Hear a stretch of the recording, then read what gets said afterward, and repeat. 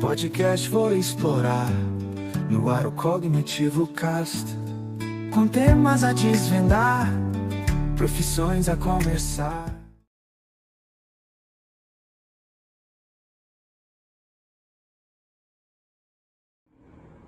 Hi, my name is Larissa and I'm going to interview teacher Leonardo.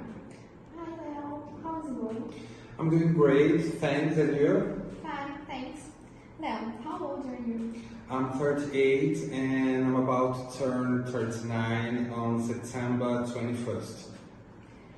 What do you work with and for how long? I've been teaching English since I was 16 years old, which means about 22 years so far, and I love it. What's your education level? I'm proficient, which means I can speak English as a native speaker, and I can teach all the levels. When did you enter schools? Were there any difficulties? Yeah, pretty much. Actually, when we are younger, there are a lot of situations that we can handle because we don't have experience enough, right? So I think, for example, how to control the behavior of the students, because sometimes we don't know how to handle. There are some boundaries, that it's complicated. So as long as you keep teaching and keep giving classes, you understand where to go and how far to go and to reach the limit between teacher and students, and obviously back then it used to be way different, because today everything is kind of immediate. For example, we have internet and social medias, and the students are kind of smarter. Have you ever wanted to teach another area? Which one?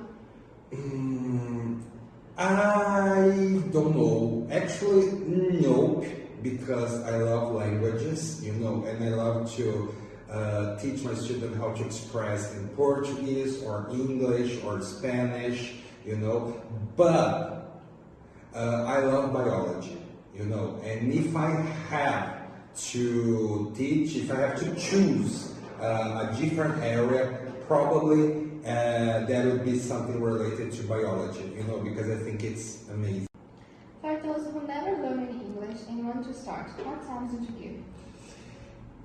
It's a good question. Okay, if you want to learn a foreign language, it doesn't matter if it's English, Spanish, whatever, you need to think about, do I have time to practice? Do I have time to dedicate myself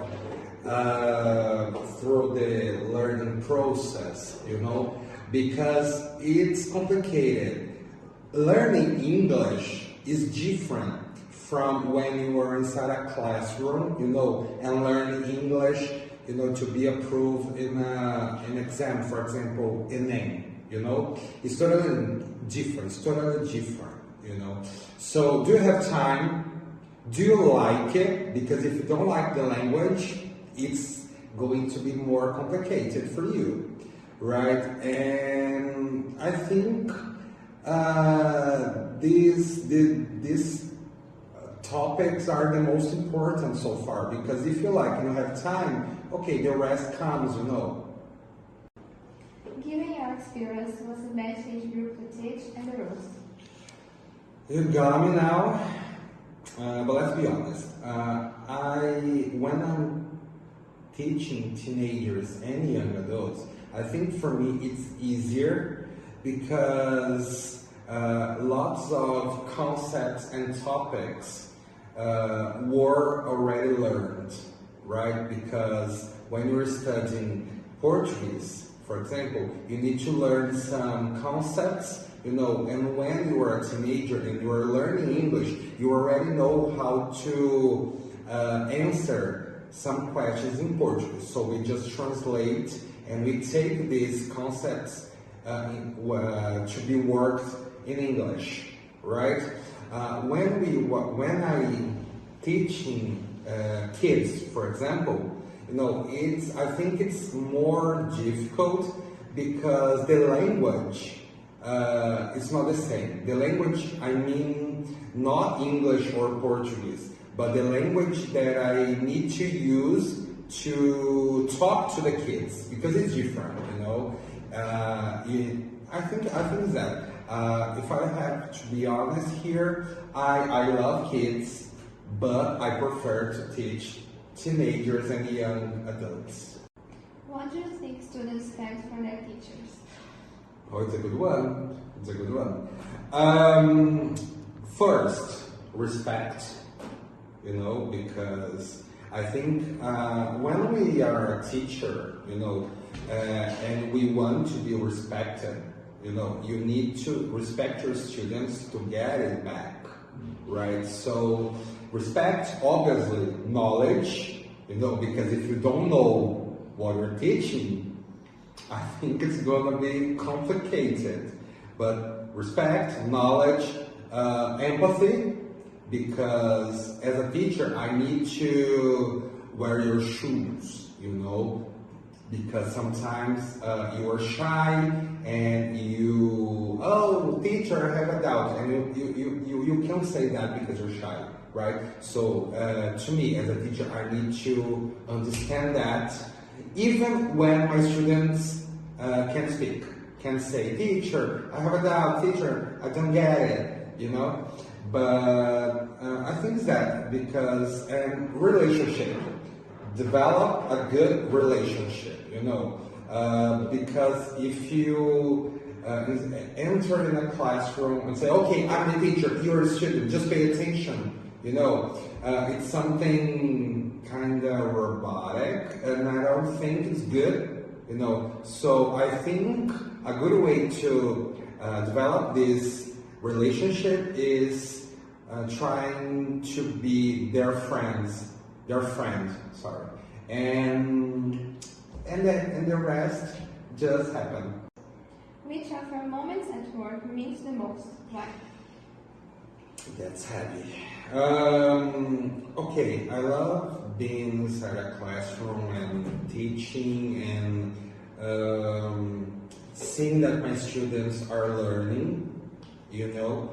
But I think the most important moments for me is something extra, beyond that, you know. When, for example, I'm walking in the mall and I found a student, an ex-student actually, and they said, Teacher Leo, oh my gosh, you're here, I've missed you, I learned a lot of things when I was in your classes. I don't know, you know, this kind. When I realized that what I did inside a classroom goes beyond this classroom, you know, and the students take the knowledge that I provide into their lives. I think that's the most important part of my job. Thank you, Leo. Oh, thank you, Lari. This was really, really awesome. I really love to be part of this project, and I hope you guys like it as much as I did. Thank you. This is it. Bye.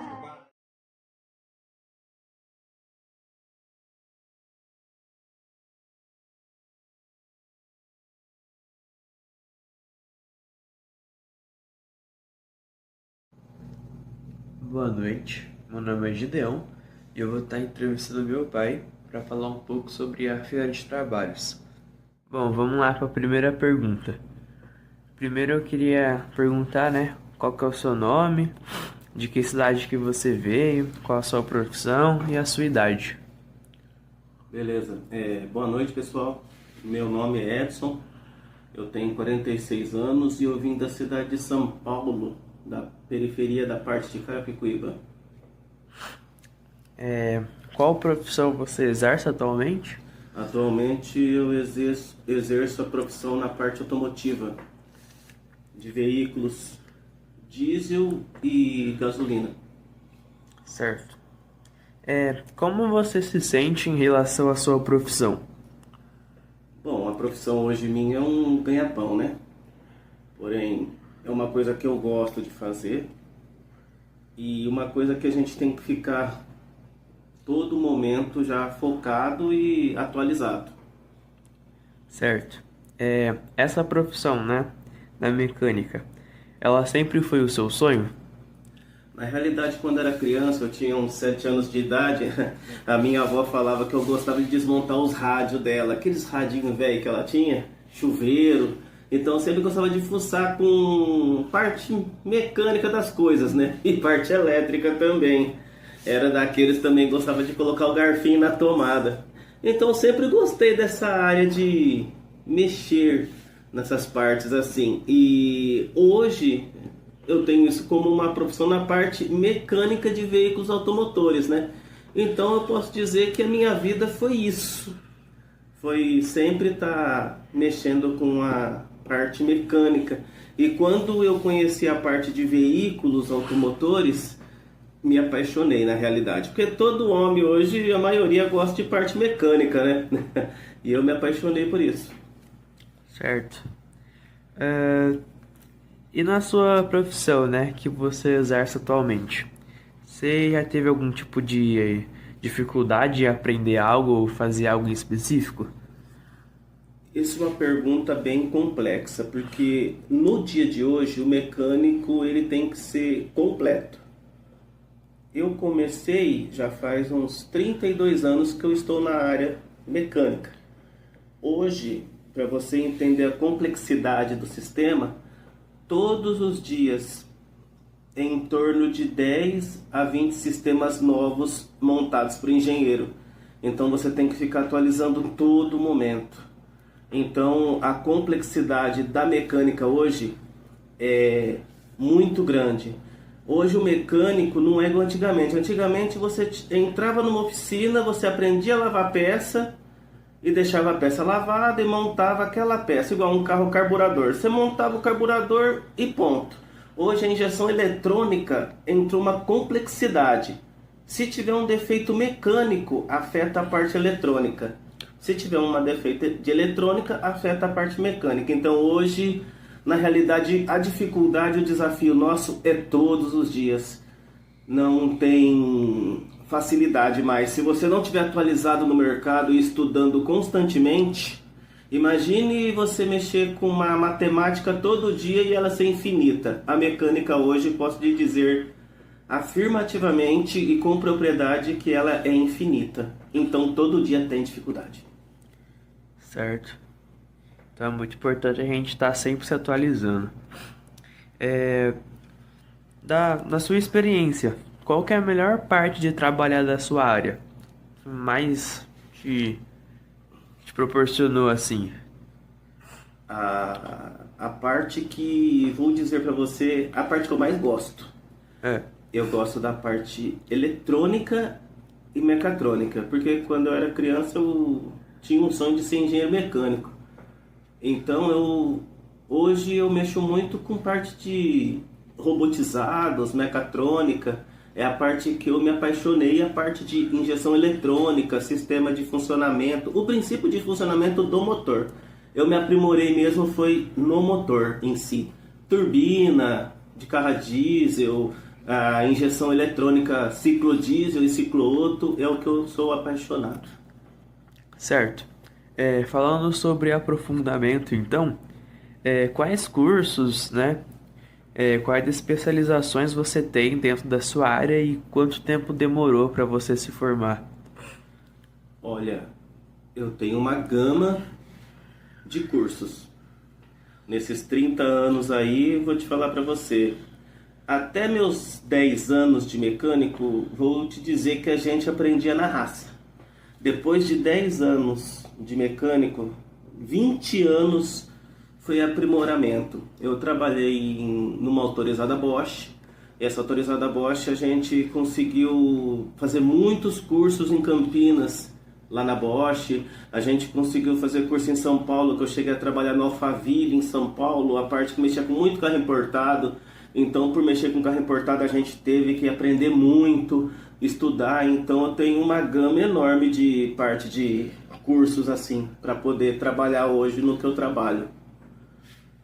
Certo, certo. Hoje em dia, né, pelas notícias que você vê, pesquisas e tudo mais, tem alguma parte da profissão, né, da mecânica, que pode ser considerada a melhor assim? A melhor parte da profissão de mecânico? Hoje, a melhor parte da profissão de mecânico é o aprendizado. Se você focar numa parte e aprender ela, eu sou uma pessoa muito suspeita de dizer isso, porque eu gosto da mecânica como um todo, aprofundando em motores.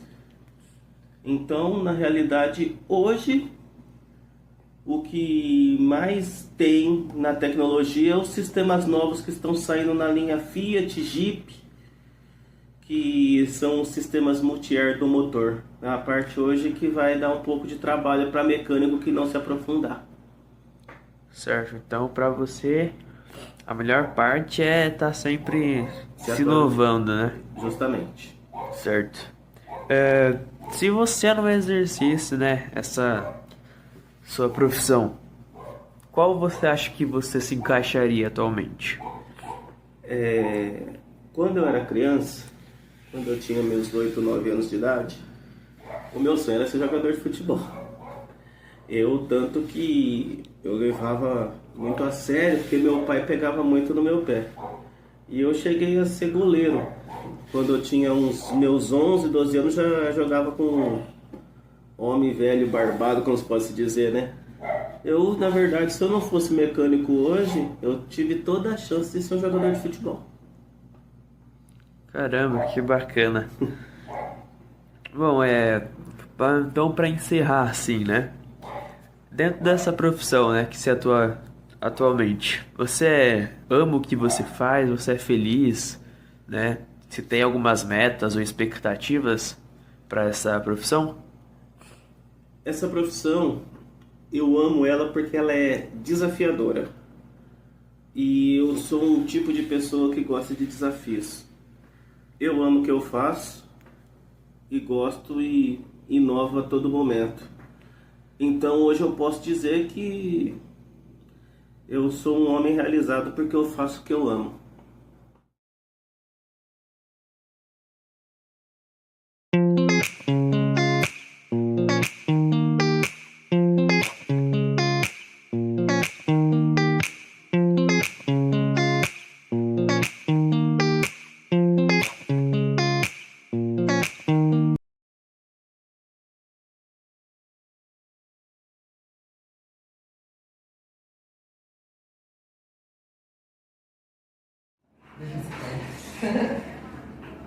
Quais são as principais responsabilidades de um coordenador aqui na Casa Afro?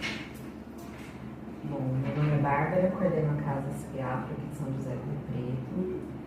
As principais atividades de um coordenador aqui é a gente ter uma organização, a gente recebe eventos externos de pessoas particulares ou de pessoas jurídicas ou de outras empresas para além dos nossos eventos e das nossas palestras. Então a gente precisa ter uma organização de calendário, uma organização de quadro de pessoal, né? Porque a gente tem todo um patrimônio público aqui dentro. Então a gente precisa organizar questões de alarme, desarme, questões de segurança desse patrimônio público. A gente precisa também pensar na questão da inclusão, mesmo quando vem outras pessoas fazer eventos aqui, uma palestra, um seminário, pensar que, por exemplo, as passagens do piso tático do banheiro não pode estar obstruída, a gente precisa respeitar as pessoas que têm pessoas com deficiência, as pessoas que vão fazer atividades aqui precisam atender as pessoas dentro das suas prioridades, se é uma pessoa grávida, se é uma pessoa idosa. Então a gente precisa manter esse patrimônio público disponível, zelar por ele. A gente precisa estar sempre atento a questões de novos editais, né? Questões de editais estaduais, municipais, editais até federais, como a contemplação da casa foi um projeto do Estado de São Paulo, do governo, a gente conseguiu concorrer, Rio Preto concorreu nesse edital e conseguiu ganhar essa casa, né, ser contemplado. Os equipamentos que estão aqui, os nossos veículos, todos foram veículos de fins de editais. E quais são as principais habilidades e requisitos que você tem que ter para se tornar um coordenador aqui da casa? Acho que você tem que ter muita criatividade. Acho que a gente precisa ser muito criativo. A gente precisa pensar em inovações dentro do serviço público, que na maioria das vezes é muito travado com suas burocracias, mas a gente precisa pensar em possíveis articulações, possíveis parcerias. É importante ser proativo e ter algum conhecimento em administração pública. É muito importante a gente saber como que funciona um processo de compra, como que funciona o processo de chamamento público. Como vocês organizam e programam os eventos que acontecem aqui na casa? A gente tem um cronograma e ele é compartilhado entre toda a equipe, né? Ele está disponível dentro de uma pasta compartilhada para a nossa equipe interna. E aí esse calendário ele vai até o final do ano. Então, normalmente a gente já tem algumas datas calendarizadas que a gente precisa cumprir de eventos. As meninas, elas têm as técnicas, né? Elas têm um plano de trabalho para cumprir. Então, a gente tem tantas oficinas no mês que a gente precisa fazer, tantos grupos reflexivos no mês que a gente precisa oferecer para a população. Então, a gente acaba pensando, né, num rascunho de organograma, e aí a gente lança tudo isso no calendário. E conforme a gente vai fazendo as reuniões de equipe, que nós temos reuniões de equipe todas as semanas, a gente vai se organizando e em contrapartida com os eventos externos. Os eventos que vocês disponibilizam para a pessoa que chega aqui e quer conhecer a casa melhor. E aqui na casa a gente tem uma galeria que se chama Galeria Aristides dos Santos. É um evento que a gente faz todo ano, no mês de março, e a gente promove a visibilidade de pessoas que fizeram história na luta contra o racismo em Rio Preto. Então a gente premia 2 pessoas e a gente faz placas com os rostos e as histórias dessas pessoas, e a gente mantém essa galeria exposta aqui. Essa é uma atividade que a gente tem todos os anos e uma galeria que fica permanente aqui para quem quiser visitar. A gente tem um evento que chama Troféu Aristides dos Santos, que premia 8 pessoas e 2 instituições. Então, a gente teve já o SESC premiado, a gente teve a CIP premiada. Então, são instituições que correm com a gente, buscando, né, aí uma luta contra a discriminação racial. A gente oferece atendimento de psicologia social. A gente faz uma preparação para o mercado de trabalho para as pessoas pretas, pardas e indígenas que querem voltar para o mercado de trabalho ou que ainda não entraram no mercado de trabalho. A gente tem uma portaria intersecretarial com a Secretaria Municipal do Trabalho e do Emprego que dá prioridade para os nossos usuários no momento das contratações. A gente tem o Balcão da Equidade, que é um balcão nosso, para além do balcão da Secretaria do Trabalho, que são empresas que querem contribuir com a diversidade dentro do seu quadro de funcionários. Então elas vêm, se cadastram conosco e a gente oferece essas vagas para os nossos usuários. Nós temos capacitações aqui dentro da casa. Nós vamos ter capacitação na questão de orientação sexual, na questão de identidade de gênero. A gente teve capacitação de bombeiros, a gente vai ter alguma capacitação de bonecas africanas, que vai ser muito bacana aqui na casa. Olha, a gente tem grupos reflexivos que a gente faz tanto aqui na casa como também em outros lugares, como escolas, empresas, na rede pública, tipo CRAS, UBS também. E a população ela pode vir até a Casa Afro, né, por demanda espontânea, até, no caso, para ser atendido no departamento de promoção da igualdade racial, por encaminhamento ou também por busca ativa, porque a gente também recebe os boletins de ocorrência de casos de racismo e injúria e a gente entra em contato com essas pessoas para oferecer o serviço do departamento. Ok. Perfeito. E para finalizar, o que mais te motiva a trabalhar aqui na casa e trazer esse projeto para frente? Eu acredito que isso, assim, fazer parte, né, primeiro conhecer diferentes histórias, né, diferentes pessoas e fazer parte da vida dessas pessoas, pelo menos um pouquinho, assim, ajudar com alguma coisa, poder fazer parte um pouquinho na transformação da vida dessas pessoas e também falar um pouco sobre a questão racial, sobre racismo, que ainda é um problema que afeta muito a sociedade, que afeta muito a vida das pessoas. Então, poder falar sobre isso, conscientizar as outras pessoas a respeito disso, levar essa informação para as pessoas é muito importante também. Então, assim, causa também um impacto positivo na vida das pessoas e eu acredito que é isso, assim, que me motiva a continuar. A pessoa precisa de uma defensoria, não entende bem, precisava ir no cartório, a depender do serviço, né? Se a pessoa pode ter o direito violado, a gente acompanha, nossas técnicas acompanham essas pessoas que já são nossos usuários. A gente tem o SOS Racismo, que é um disque de denúncia em combate ao racismo, à injúria e à intolerância religiosa de quem está em alguma religião de matriz africana e sofre alguma intolerância. A gente fez todo o acompanhamento. A gente tem o monitoramento dos boletins de ocorrência aqui em São José do Preto, em parceria com a Delegacia Seccional, que encaminha todos os BOs para a gente das nossas pautas e a gente consegue oferecer para essa pessoa um atendimento psicológico, um atendimento social, se ela está tendo algum benefício violado, se ela não sabe de algum direito que ela tem, a gente oferece uma orientação sobre direitos. A gente faz visita domiciliar e a gente trabalha bastante com as ações afirmativas de combate ao racismo, que são os grupos e as oficinas informativas. Então, nós estamos dentro das unidades escolares que nos convidam, né, para que a gente possa pensar aí, tanto junto com as professoras, com os pais, em algum dia de reunião de pais, ou com os alunos, sobre a questão racial. Então, normalmente, quando a gente tem um convite ou tem alguma denúncia naquele território, a gente atua dentro da parte de reflexão e de informação. Né? E a gente vai até esse território e a gente oferece os nossos serviços, a gente oferece dinâmicas para esses alunos, a gente pode oferecer isso dentro de trabalhos, dentro de empresas que estão tendo alguns casos, ou que simplesmente querem trazer essa reflexão para o seu quadro de funcionários. Né? Então a gente está disponível para atuar aí na rede inteira, seja ela particular, municipal, estadual, a gente está disponível. Ok. E como é organizado esse pessoal, essa equipe que faz os eventos e coordena aqui na casa, de modo geral? A gente trabalha com 2 pessoas que são administrativas, encarregadas administrativas.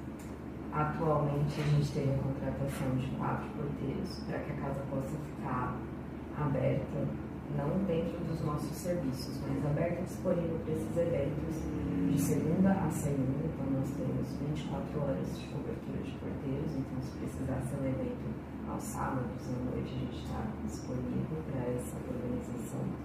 Nós temos uma assistente social, a gente tem uma estagiária de psicologia, uma psicóloga que é a coordenadora dos serviços e eu que sou a administrativa da prefeitura servidora que coordena a casa, formando a gestão pública.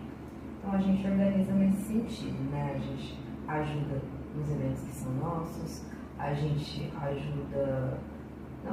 gente acompanha os eventos externos, né? Às vezes a pessoa precisa de uma equipagem, está precisando de um telão, ou precisa mexer no projetor, como que eu faço? Então a gente está aqui disponível para abrir a casa, para instalar o que precisa ser instalado, orientar, se precisar de um acompanhamento durante o evento a gente fica, senão depois a gente só tem que verificar se está tudo certo os patrimônios, né? Aguardando esses itens, e é isso, a gente está à disposição. Acho que acabou.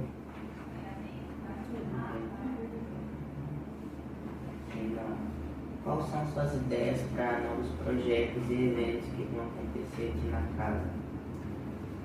Olha, eu queria muito, tenho várias ideias, né? Porque eu sou a que fica pensando coisas para fazer aqui. Mas eu gostaria muito de trazer um atendimento jurídico para cá, eu acho essencial. A gente ainda não tem, dentro do quadro de funcionários, um advogado e pela gente precisar encaminhar para a defensoria, ou esse BO já chegar pronto para a gente, as pessoas já têm uma orientação jurídica da parte delas, mas eu acho que seria muito bacana se a gente conseguisse evoluir o quadro de funcionários para ter um atendimento jurídico ou fazer alguma parceria, né? Eu gostaria que a gente começasse a ter aulas de português para imigrantes. A gente tem tido muito venezuelano, muito boliviano, muitos haitianos dentro de São José do Preto desde 2017, mas isso tem se intensificado, né, nesses anos pós-pandemia, pós-crises econômicas e políticas em outros países. Então eu gostaria de estar incluindo mais essas pessoas dentro dos serviços da cidade para elas poderem saber se locomover, poder saber acessar o serviço.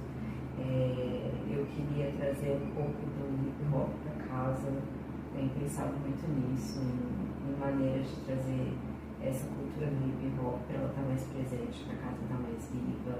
Um workshop de dança afro, capoeira a gente conseguiu, mas queria trazer umas batalhas de rap, de rima. Eu acho que trazer um pouco dessa cultura que é muito vista como marginalizada e é algo que traz muita escrita criativa, que traz muito conteúdo de português, que traz uma conscientização de participação social e de como essa pessoa, né, se envolve dentro das suas relações sociais.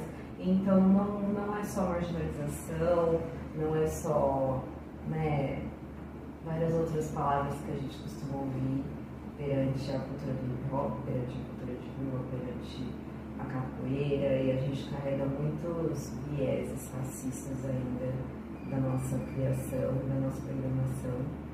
Mas eu acho que a gente precisa começar a ver isso com outros olhos, como organizações culturais que tiram adolescentes das ruas, que tiram crianças das ruas, que envolvem eles em projetos tanto de atividades físicas como atividades culturais.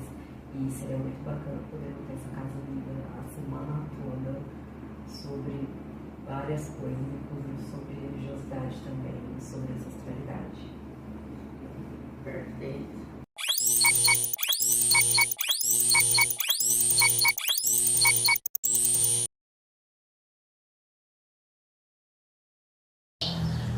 Bom dia, sou José, trabalho há alguns anos na marcenaria.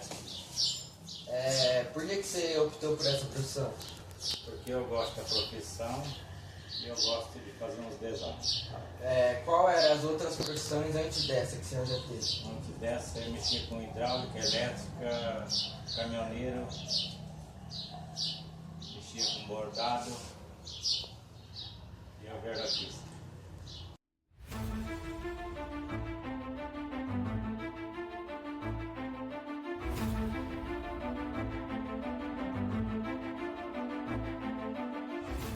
Vamos às perguntas. Qual é a principal diferença entre madeira maciça e comprensada? Madeira maciça, quando ela envelhece, você pode invernizar, lixar e ela volta a ser a madeira normal como antes. E a comprensada? Ela tem teste, ele deteriora, não tem conserto, a umidade.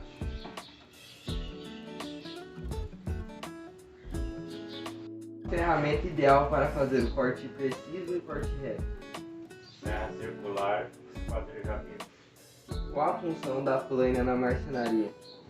Ela serve para tirar as imperfeições e deixar a madeira lisa. Vai passando e ela vai tirando. Os principais tipos de acabamento para proteger e embelezar a madeira. Tem no mercado vários, mas eu uso verniz de stem e óleo de linhaça. O que é madeira de lei e por que ela é tão importante na marcenaria? Ela é uma madeira durável, como aroeira, pode ficar dentro da água, que dura mais do que no seco, e a maçaranduba que é muito usada também, dura vários anos. Essa aqui é a serra de fita, serve para fazer corte curvo.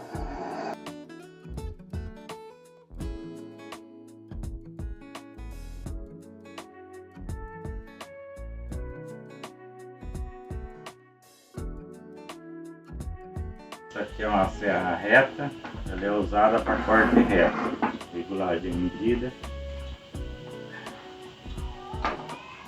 a altura do disco também.